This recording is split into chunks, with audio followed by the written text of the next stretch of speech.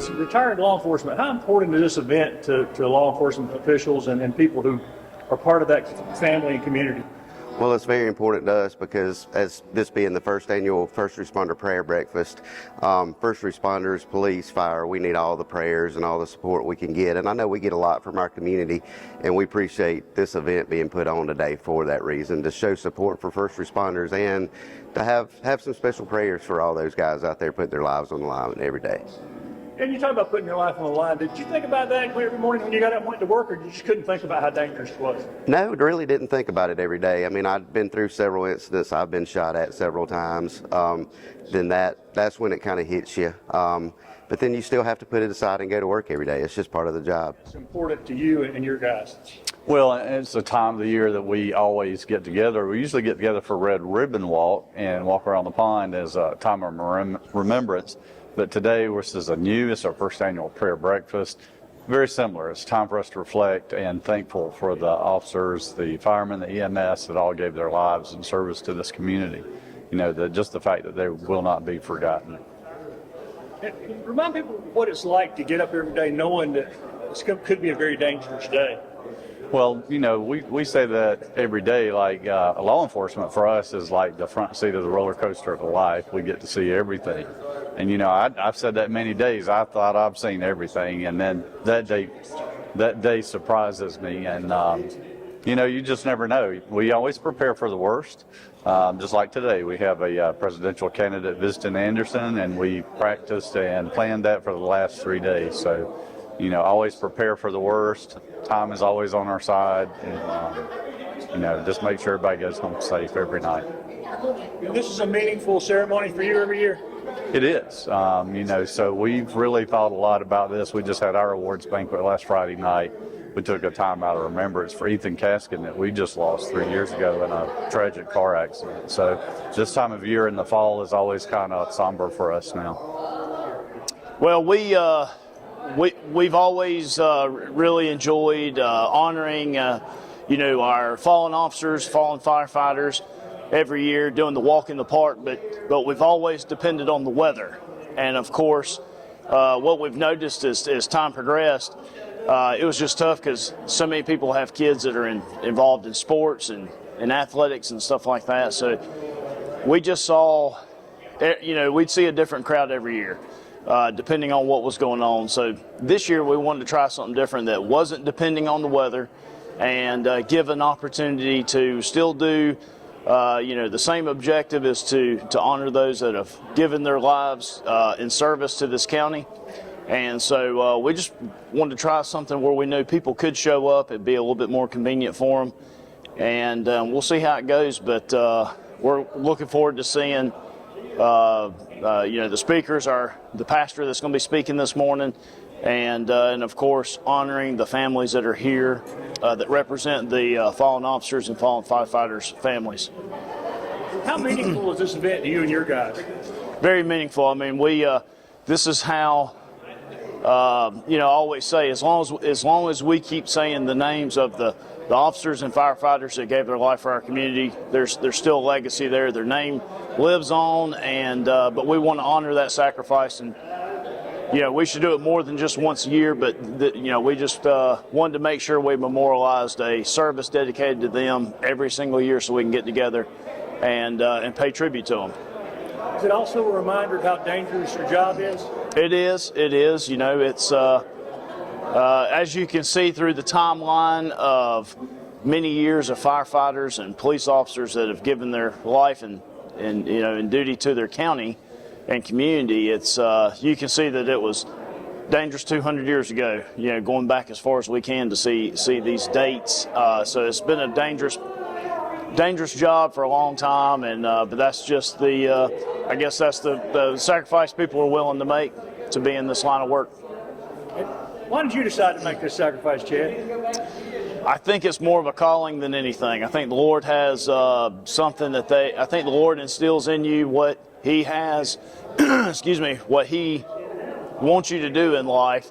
And I think a lot of people are just built that way to serve others, protect others, and so it's just it's a drive that I've had since I was a kid, really. So just it's an honor to serve, and it's my dream to serve. So.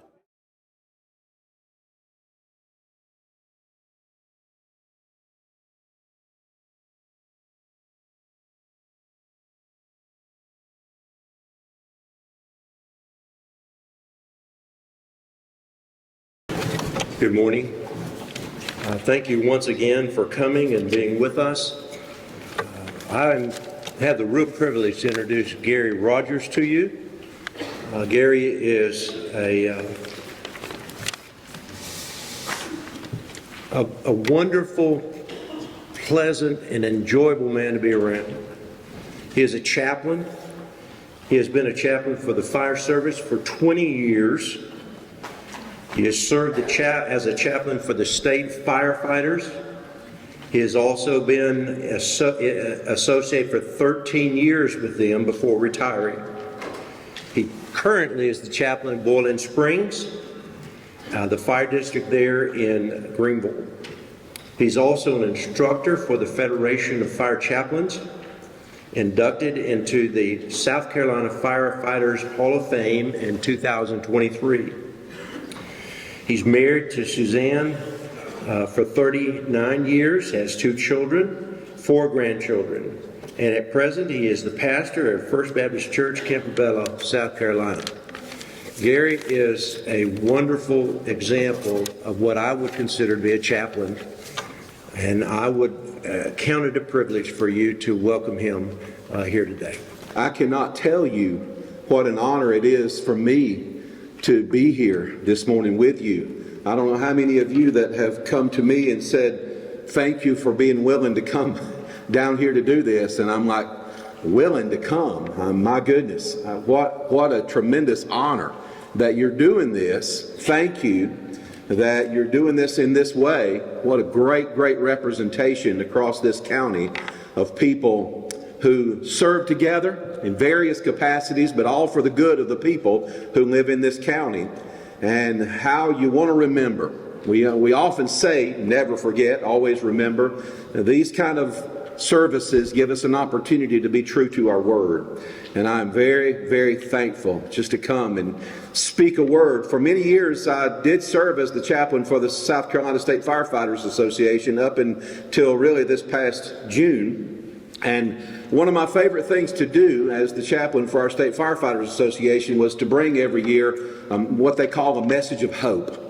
Yeah, especially in these days that we live in. Don't y'all know today we need some hope. And we need to know there is hope. And we need to know where we find our hope. I want to begin with a verse of Scripture. The message that I have for just a few moments, I promise today. The ultimate example of servanthood and service to others is the Lord Jesus Christ himself. And in Matthew chapter 20, verse 28, Jesus said these words, even as the Son of Man, speaking of himself there, the Son of Man came not to be ministered unto, but to minister, and to give his life a ransom for many. To minister to people, or put another way, to serve. And so Jesus, our ultimate example, we talk a lot in emergency services about leadership. But if we're not willing to have a servant's heart, we're never going to be the leader that we are here to be. If serving is beneath you, then leading is beyond you. I don't know who said that first, but I've repeated it quite often. But Jesus is our example. I'm a chaplain. I've been a chaplain for over 20 years now. And I was a chaplain before I was a firefighter. And many years ago in the Parker Fire District up in the West Greenville area. And I knew very few other chaplains, almost nobody that I knew across our state. In these probably around 23 years or so now since then, it's just been amazing how we've seen this ministry that has flourished and has grown. A chaplain, the word chaplain, and one of the things I teach on the very first day when I'm instructing a class of chaplains is what chaplain means. The word chaplain comes from a Latin word, capellani, which means cape. And it goes back to an ancient story of a priest by the name of Martin who saw somebody that was in need, somebody that was hurting. And he reached out to that person by taking off his cape that he wore and wrapping that cape around that hurting person, around that person that was in need. And really, that set the scene for capellani, or what we know in our English word as chaplain. That set the tone for what chaplain ministry truly is. Chaplaincy, as we often say, is a ministry of presence. Now, I didn't come here just to talk about chaplaincy, but I'm getting somewhere with this. It is a ministry of presence, being there for people, being there for each other. It doesn't mean having all the answers, because none of us have all the answers. But it's being there for people. It's the thing I've heard more than anything since I've been in emergency services chaplaincy is just, chaplain, thanks for being here. Not thanks for having all the answers, not thanks for knowing just what to say at just the right time, because that's not true, but just thanks for being here. Here's what I want to say. The spirit of chaplaincy, as I call it, is a contagious spirit, so that it's not just people who have the religious symbol on their collar that does the work of chaplaincy. It's not just somebody who bears that title who does the work and the ministry of serving those who serve through chaplaincy. But we all have the opportunity, don't we, to be a part of the ministry of presence. We all are doing that this morning. Your presence here, coming together, unifying, is a spirit of chaplaincy, I would call it, because it is a ministry of being present with each other.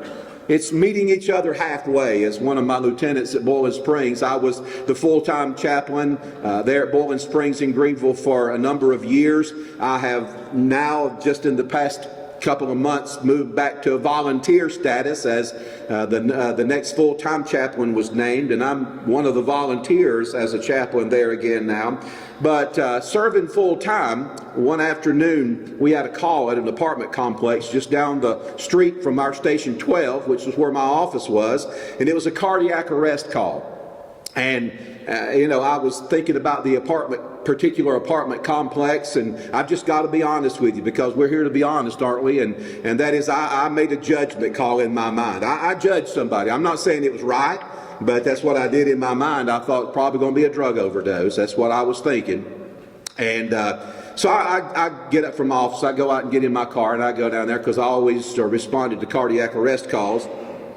And I get to the apartment complex, and law enforcement is pouring in, and I made my way up the steps, and I look down a breezeway in that apartment complex, and I'm just trying to check it out and see, what do I need to do? How do I need to respond in this particular instance?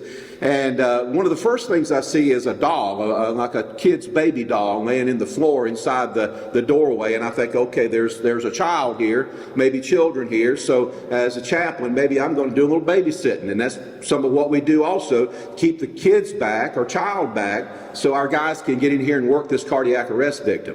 When I got to the door, I looked down again and I realized it wasn't a doll, but that 4-month-old was the cardiac arrest call that was there that day. And something happened to me that day that I never had really experienced on the scene, at least, and it's just like I just kind of froze up. I just kind of locked down there for a minute, looking at this little 4-month-old baby in the floor, and nothing that our guys could do for that little baby. And finally, when I was able to move, and they cleared us, of course, we were there, automatic aid with the Taylor's Fire Department, so they cleared all of us, and we all began to get everything and move back down toward the trucks. And as I'm walking across the parking lot behind Engine 12, one of our guys, who's now a lieutenant with us at Boiling Springs, he begins to walk toward me slowly, a combat veteran, tough guy, but he looks at me and he says, "Chaplain," he said, I think I'm going to need to come talk to you about this one today." And I just had to be honest again, and I just said to him, "Jerry, I don't know if I can help you today because of my own struggle. I was battling with this thing myself." And what he said to me was better than gold. He looked at me and he said, "Well, Chaplain, how about if we meet halfway?" And I thought, yeah, that's it. That's when I began to realize that chaplaincy and what chaplaincy is about, the ministry of presence and gaining strength from being together, was not just something that I, who wore that title, had, not just because I had it on my badge or anything like that, but it was a spirit of chaplaincy where we came together and we helped each other through the tough times. I had to leave that scene and go straight to one of our businesses in our district, North American Rescue, and teach a fire extinguisher class and just go right straight into that. Y'all know how it is. And then when I got through teaching that class, though, to come back and sit down at the picnic table out in the yard at the station, and me and that crew to meet halfway and to minister to each other, to serve each other, to get through those difficult times. We say all we need is God, and I know, I'm not taking away from that. I agree with that. Yes, all we need is God. But don't you see that God gave us each other? God blessed us with each other as a gift to each other to draw strength from each other. One of the heroes in the New Testament is a guy named Paul, the Apostle Paul. And when you read Paul's writings, you realize that he had people that he commended because they helped him through the difficult times he was going through. I know in the book of Colossians, Paul mentions a guy by the name, another guy named Jesus. This guy was called Jesus Justice was his name. And I know that Paul said of Jesus Justice, he comforts me. He comforts me. That is, when times get tough, this guy named Jesus Justice is a blessing to me and a strength to me and a comfort to me. And that's what we are here to do for each other. Not just this morning in this special occasion, but day in and day out. Because what we're talking about in emergency services is not just a gathering to come to once a year, but it's our life, it's our service. We all, from different areas of emergency services, we all kid each other, and hopefully we all know that we're kidding each other, but we all know that we're really in the same family, don't we? We know we are brothers and sisters in serving for the good. We know we're doing it because we're called to do what we're doing. You're probably not doing it for the bucks. And we're doing it because it is a calling that we can't get away from. And as much as I've retired from or changed my status from, I can't stay away from it.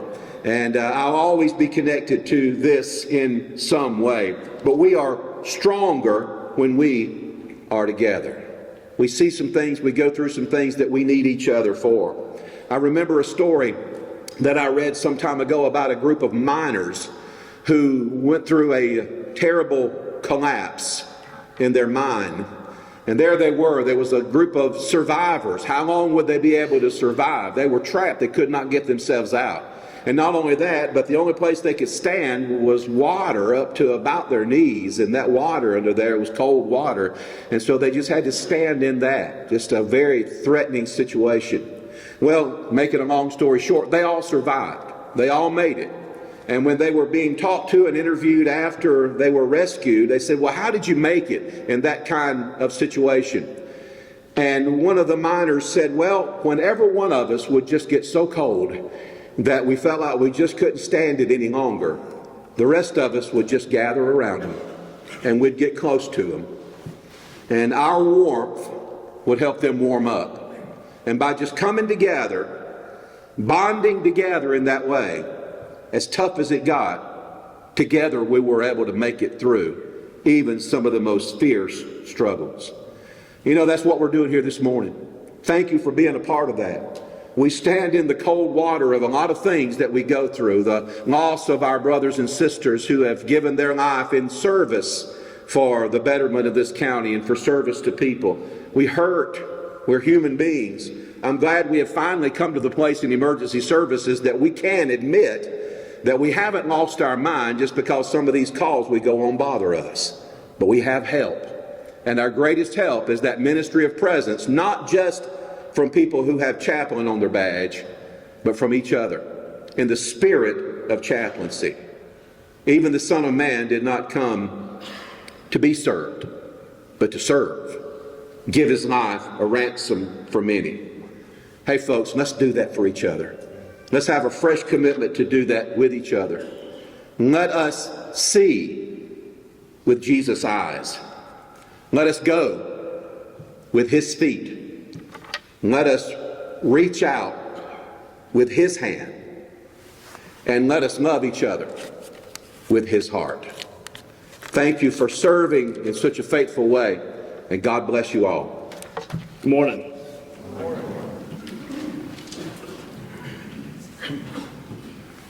Thank you, gentlemen, for that. We appreciate it. At this time, we will honor our fallen law enforcement officers and firefighters who have died in the line of duty by reading their names. I would invite you to join me by looking over their names in the program.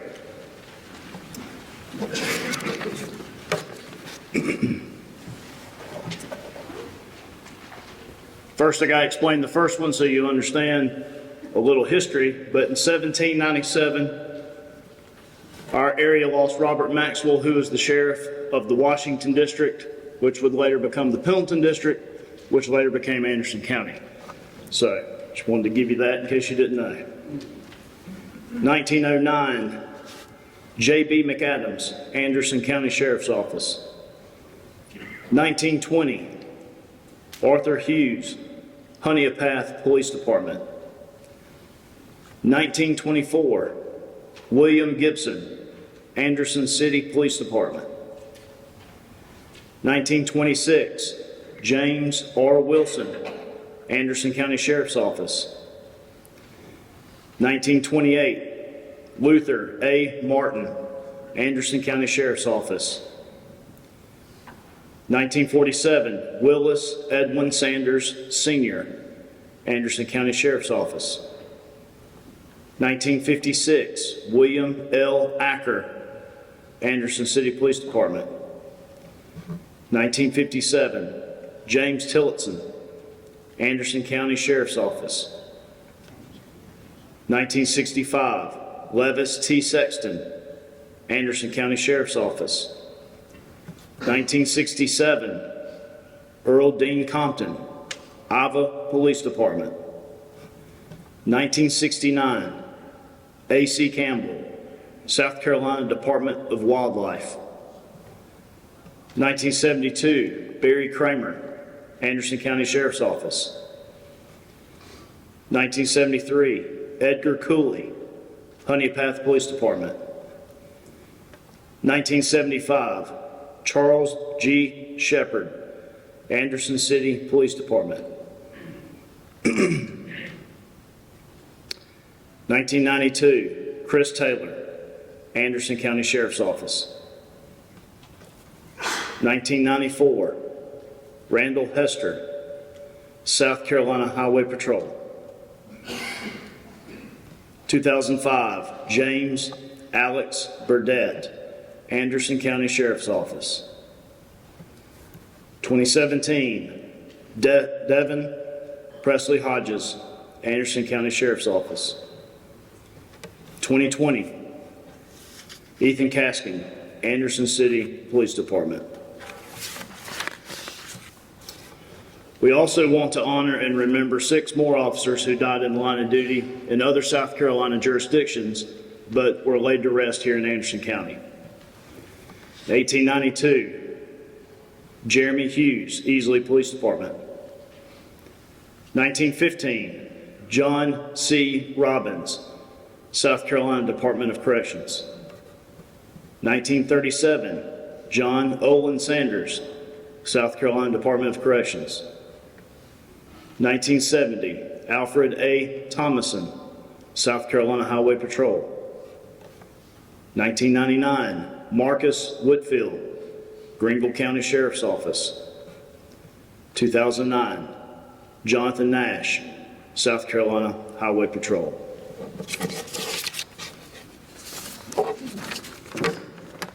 Chief.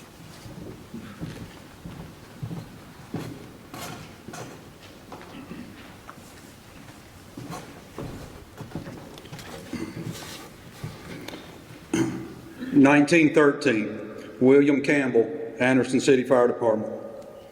1913, Robert Dodd, Anderson City Fire Department. 1934, J. Thomas Davis, Anderson City Fire Department. 1978, Luther Scott, Williamston Fire Department. 1986, Malcolm McClellan, Ebenezer Fire Department. 1992, William Jones Jr., Iowa Fire Department. 1995, Alan Tripp Sr., 3 and 20 Fire Department. 1995, Robert Earl Crouch, Double Springs Fire Department. 1999, Timmy R. Dawson, Center Rock Fire Department. And our apologies to Miss Burton and the Dawson family for leaving him off our program. We love and respect him every day. 2004, Michael Martin, Ebenezer Fire Department. 2012, Sheriff David Crenshaw, Pendleton Fire Department. 2015, Kenneth Stanton Sr., Sandy Springs Fire Department. 2020, Joseph Barr, Powdersville Fire Department.